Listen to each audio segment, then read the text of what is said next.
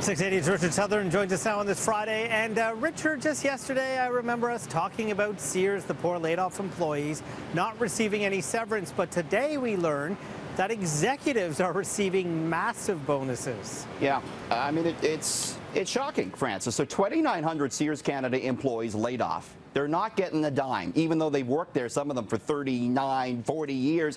But yeah, we learned today the executives, they're getting millions of dollars. The company's CEO and senior managers making off with $9.2 million in retention bonuses. A Sears Canada spokesperson says the payments are common during the creditor protection process and are designed to keep key employees motivated. Okay. Sears, of course, shutting 59 stores, laying off almost 3,000 employees. The softer side of Sears, Francis, not quite. Not quite. Yeah, $9 million, that's a pretty big motivation for those just few people. So big changes are on the way for Canada's Wonderland, and this is a story you broke on digital today. Absolutely. Wonderland telling me, Francis, that they are considering a hotel and a new roller coaster for the park. They say they are considering this for future development. Wonderland is owned by Cedar Fair Entertainment out of the U.S., and they own a bunch of parks. Wonderland currently third in revenue among those parks, so it's not surprising that Wonderland is looking for new ways to generate revenue. Certainly a big new ride would do that. It was 2011 since we saw the last big new coaster installed, and of course a hotel would keep guests on the park property for longer. So it's a story, Francis, we'll continue to watch. You know, you almost wonder why they haven't had a hotel there in the first place. You would think it would be such an attraction, especially for people coming from all over Ontario. Absolutely. And Cedar Fair, they actually own a lot of land up there in Vaughan, so there is room for them to expand. Even a campground, you think, would make sense. But looks like the hotel might be in the pipeline. So Disney is giving us a sneak peek of its Star Wars lands that are currently under construction. Yeah, and all the Star Wars fans are going to want to come to the TV and take a look at this. What Disney did, they showed off a detailed model of the Star Wars themed lands, and we could see things like giant replicas of the Star Wars ships in the middle of the park.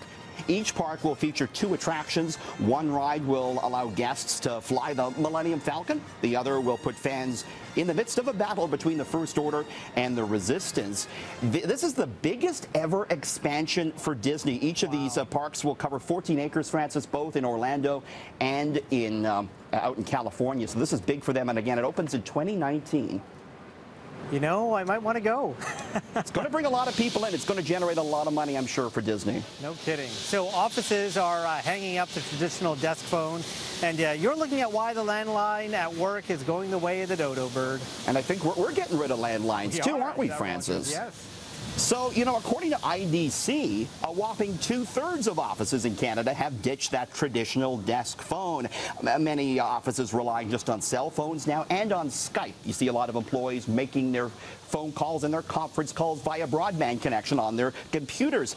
There's, you know, some reliability issues here. Of course, you can always rely on the phone. You can't always rely on broadband, but it's dollars and cents in the end. Desk phones can cost about $100 each, so it's a big cost-saving measure for companies. And, you know, why pay for a mobile and a desk phone? Give your employees when you can just have one. Mobile employees. It's great. Absolutely. So by this time next year, some Canadians may be starting the day off with a coffee that gives them a little extra buzz. What do you mean? Yeah, well, here we go. A company out of California, Francis, coming out with these K-Cup coffee pods, but they are infused with marijuana. Yes, the company called... Really? That's a way to start your day.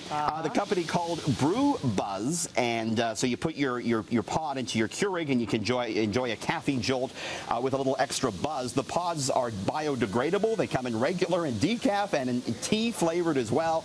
Not cheap. It's $7 a pop, and who knows, as you say, maybe a year from now we'll be looking at those up here in Canada.